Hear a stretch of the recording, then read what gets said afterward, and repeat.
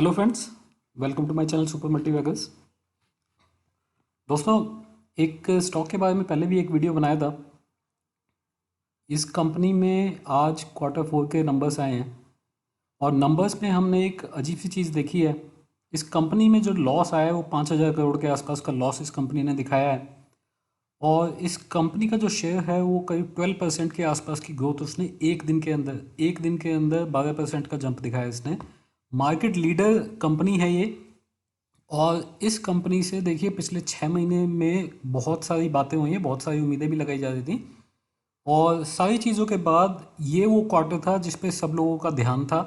बहुत सारी प्रोडिक्शंस आई हैं और उसके बाद जो नंबर्स आए हैं उसने सबको एकदम सरप्राइज़ किया है। ये लगभग तय था कि इस बार के नंबर्स अच्छे आएंगे, लेकिन इतने अच्छे आएंगे या इस तरीके से आएंगे किसी को नहीं पता था। लेकिन इस कंपनी के नंबर्स कैसे आए हैं, क्वार्टरली नंबर्स कैसे आए हैं, वो भी मैं आपको बताऊंगा। और साथ ही आज के दिन में इस कंपनी ने इतना बड़ा ये एक जंप क्यों दिखाया उसके बारे में हम लोग बात करेंगे। इससे पहले मैं स्टार्ट करूँ, आप लोगों को इससे रिक्वेस्ट है कि अगर आपने ये चैनल अभी तक सब्सक्राइब नहीं किया है तो आप इसको सब्सक्राइब जरूर कर लीजिएगा। फ्यूचर में जो भी वीडियो मैं अपलोड करूँगा उसका नोटिफिकेशन आप लोगों को मिल पाएगा और वो वीडियो आप लोग देख पाएंगे। तो स्टार्ट करते हैं। देखिए, पहले मैं आपको इस कंपनी के नंबर्स दिखा देता हूँ, किस तरीके के नंबर्स इस कंपनी ने दिए हैं। सबसे पहले इस कंपनी का नाम है भारतीय एयरटेल। भारतीय एयरटेल के नंबर्स आए हैं। नंबर्स आने के बाद इस स्टॉक में आज 12% का जंप आप लोगों को देखने के लिए मिला। देखिए इस कंपनी के नंबर्स कैसे आए हैं। अगर हम यहाँ पे रेवेन्यू की बात करें तो रेवेन्यू में यहाँ पे आपको करीब 15% की ग्रोथ देखने के लिए मिलेगी ईयर ऑन ईयर बेसिस पे। लास्ट ईयर के कंपैरिजन में अगर इस साल आप कंपेयर करोगे तो करीब 15% की ग्रोथ आपको देखने के लिए मिलेगी, जो कि इस कंपनी की अगर मैं पिछले 5 से 6 साल की हिस्ट्री देखूं तो बहुत कम ऐसा हुआ है कि 15% की ग्रोथ इस कंपनी ने दिखाई हो। जो टेलीकॉम सेक्टर है बहुत हाईली रेगुलेटेड सेक्टर है, वहाँ पे जो ग्रोथ आती है वो 4, 5, 6% की आती है। अभी रिसेंटली नंबर भी आए थे रिलायंस जियो के, आप सब लोगों को याद होगा। तो जो रिलायंस जियो की ग्रोथ थी, आप अगर ध्यान करें तो वो ग्रोथ आई थी 6% और 6% की ग्रोथ बहुत बहुत अच्छी मानी जा रही थी रिलायंस जियो की। उसके बाद इस कंपनी की जो यहाँ पे ग्रोथ आई है वो आई है 15% और 15% ये आई है रेवेन्यू के अंदर। मतलब इस कंपनी की जो आय है वो 15% बढ़ती हुई दिखाई दी है, जो इस कंपनी के लिए बड़ा पॉजिटिव है। अब चलते हैं इस कंपनी के प्रॉफिट के ऊपर। ऑपरेटिंग प्रॉफिट जो आया है इस कंपनी का, ऑपरेटिंग प्रॉफिट भी देखेंगे तो लास्ट ईयर के कंपैरिजन में बहुत बढ़िया है। लास्ट ईयर नेगेटिव था, तो इस साल लास्ट ईयर के कंपैरिजन करीब 57% की ग्रोथ इसने लास्ट ईयर के कंपैरिजन में सेम क्वार्टर में दिखाई है। और अगर आप नेट प्रॉफिट देखें तो नेट प्रॉफिट भी आप देख सकते हैं। लास्ट ईयर अगर आप देखते हैं तो 5,339 539 करोड़ के आसपास का नेट प्रॉफिट इस कंपनी ने दिखाया था मार्च 2019 में। और इस बार इस कंपनी ने करीब 5,000 करोड़ के आसपास का लॉस दिखाया है। तो इस लॉस में ऐसी क्या चीज़ है कि जो कि लॉस आने के बाद भी कंपनी का जो स्टॉक है वो ऊपर भागा है, उसके बारे में मैं आपको भी बताऊंगा। ईपीएस आप देखेंगे तो ईपीएस नेगेटिव हो चुका है क्योंकि कंपनी में काफ़ी बड़ा लॉस लगा है इस क्वार्टर में। अब ये जान लेते हैं कि ये लॉस क्यों आया है, क्या रीज़न रहा है इसका। देखिए, भारती में अगर आप नंबर्स देखेंगे तो 5,237 करोड़ के आसपास का लॉस इसने मार्च क्वार्टर में दिखाया है। और अगर आप इसका रेवेन्यू देखेंगे 15% से ज़्यादा की ग्रोथ जैसे मैंने आपको बताया रेवेन्यू के अंदर रही है। अभी इंपॉर्टेंट चीज़ ये है कि जो वायरलेस बिजनेस है इसका, जो 4G बिजनेस है उसमें करीब 16% की सीक्वेंशियल ग्रोथ देखने के लिए मिली है। मतलब लास्ट क्वार्टर के कंपैरिजन में सिर्फ एक क्वार्टर के अंदर पिछले 3 महीने के अंदर 16% की ग्रोथ यहाँ पे वायरलेस बिजनेस के अंदर आई है।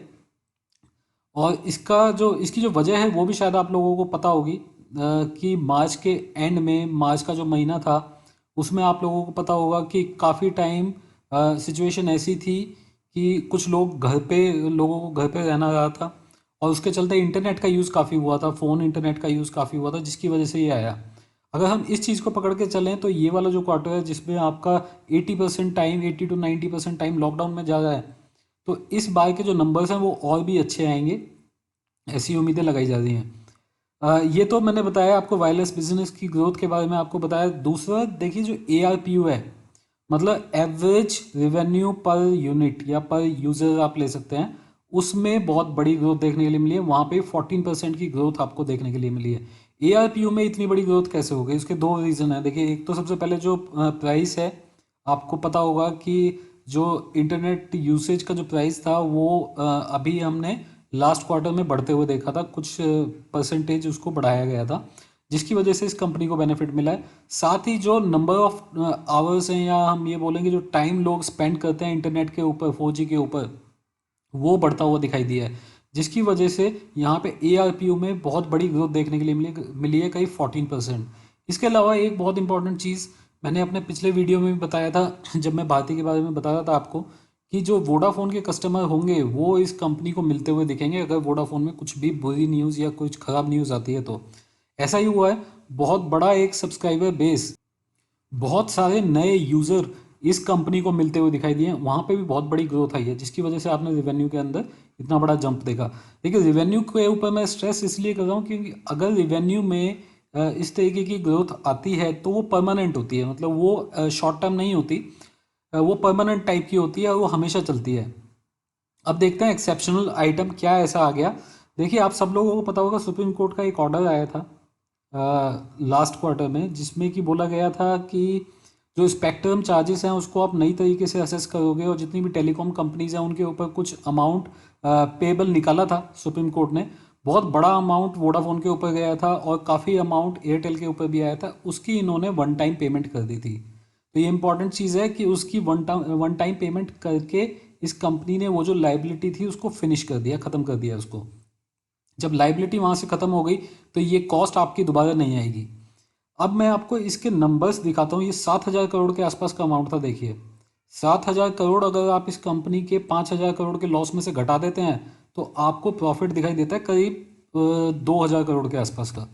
इस कंपनी के अगर आप क्वार्टर ऑन क्वार्टर नंबर्स देखेंगे, देखिए ये मार्च का क्वार्टर है, ये कंसोलिडेटेड बेसिस पे मैंने लिया हुआ है, तो इसलिए आपको 4,885 का 5 करोड़ का लॉस यहाँ पे दिख रहा है, जो नेट लॉस है। टोटल रिवेन्यू जैसे मैंने बताया 23,822 करोड़ के आसपास का टोटल रिवेन्यू आया है, लास्ट ईयर से काफ़ी अच्छा है, 15% की ग्रोथ आपने यहाँ पे देखी है। साथ ही जो ऑपरेटिंग प्रॉफिट मार्जिन है वो देखिए कितने इंप्रूव होते दिखाई दिए, यहाँ पे 43.62% हो गए हैं, लास्ट ईयर से कंपेयर करोगे 32% थे। तो बहुत बड़ा जो जंप आया है वो यहाँ पे प्रॉफिट मार्जिन में आया है। जैसे मैंने बताया लोगों ने का जो यूसेज है वो बढ़ा है लास्ट क्वार्टर में, और उसकी वजह से हमें यहाँ पे ये ग्रोथ देखने के लिए मिली है। इसी तरीके नेट प्रॉफिट में जैसे मैंने आपको बताया अभी 5,000 करोड़ के आसपास का लॉस है, लास्ट ईयर सेम क्वार्टर में करीब 539 करोड़ का प्रॉफिट था। और ये जो प्रॉफिट है ये आप 2017 से देख लें, कभी इतना बड़ा प्रॉफिट आया नहीं था 500 करोड़ का। अगर इस बार मैं इस 5,000 करोड़ में से 7,000 करोड़ का एक्सेप्शनल आइटम अगर मैं यहाँ पे घटा देता हूँ तो ये आपको अमाउंट जो है वो प्रॉफिट में आती दिखाई देगी करीब 2,000 करोड़ के आसपास। तो अगर आप कंपेयर करें 539 करोड़ के प्रॉफिट के अगेंस्ट 2,000 करोड़ का प्रॉफिट, तो प्रॉफिट आपको करीब 4 गुना बढ़ता हुआ दिखाई दिया इस कंपनी का। इसीलिए इतना बड़ा जंप इस कंपनी के स्टॉक प्राइस के अंदर आज आपको एक दिन में देखने के लिए मिला है। क्रेडिट स्विच से लेके बहुत सारी ऐसी क्रेडिट रेटिंग एजेंसीज भी हैं, और साथ ही म्यूचुअल फंड्स हैं, कुछ ऐसे फाइनेंशियल इंस्टीट्यूशंस हैं जिसने एकदम से इस कंपनी की जो रेटिंग है उसको बढ़ाया है। देखिए आज जो इस कंपनी का स्टॉक प्राइस बंद हुआ है वो हुआ है 598 पे, और जब ये स्टॉक गिरा था तो उस टाइम पे 321 के आसपास ये कंपनी पहुंच गई थी। वहाँ से काफ़ी बड़ी ग्रोथ, मतलब डबल, करीब 100% की ग्रोथ इसने एक साल के अंदर दिखाई है, और अभी ये लाइफ टाइम हाई पे ये कंपनी ट्रेड कर रही है। तो ये इंपॉर्टेंट चीज़ है, लाइफ टाइम हाई पे कंपनी ट्रेड कर रही है। मार्केट कैप इसकी 3 लाख करोड़ से ज़्यादा की है, 3,26,000 करोड़ की मार्केट कैप है इस कंपनी की। और क्योंकि इस बार इस कंपनी को लॉस लगा है तो यहाँ पे आप EPS या PE वैल्यू नहीं देख पा रहे हैं, पर प्राइस टू बुक वैल्यू काफ़ी रीजनेबल है, 3 की सिर्फ 3.02 की है। फेस वैल्यू इस कंपनी की 5 है, उस हिसाब से अगर इस कंपनी का स्टॉक प्राइस देखें, मैंने अपने लास्ट वीडियो में बताया था इस कंपनी का स्टॉक प्राइस आपको जल्दी ही 1,000 रुपीज़ के आसपास आता दिखाई देगा अगले 6 से 8 महीने के अंदर। सारी चीज़ें ठीक रहती हैं तो टारगेट आ सकते हैं, एक साल तो मान के चलिए, एक साल में तो ये पक्का ये चीज़ें आनी चाहिए, ऐसे टारगेट्स आने चाहिए। यहाँ से भी मतलब 70-80% की ग्रोथ आपको इस कंपनी में देखने के लिए मिलेगी। ये जो करंट क्वार्टर इसमें काफ़ी अच्छी उम्मीदें हैं, तो हम सोच सकते हैं कि ये साल इस कंपनी के लिए काफ़ी अच्छा जाने वाला है। दोस्तों ये थी इस कंपनी के बारे में इन्फॉर्मेशन, और अगर आप लोगों को ये इन्फॉर्मेशन अच्छी लगी हो, ये वीडियो अच्छा लगा हो, तो आप इस वीडियो को लाइक जरूर कीजिएगा, आप इसको शेयर कर सकते हैं। अगर आपको मेरी वीडियोस पसंद है तो मेरे चैनल को सब्सक्राइब कर लीजिए। फ्यूचर में जो भी वीडियो मैं अपलोड करूँगा उसका नोटिफिकेशन आप लोगों तक पहुँचेगा और टाइमली वीडियो आप लोग देख पाएंगे। अभी के लिए इतना ही। Thank you very much. Take care. Bye bye.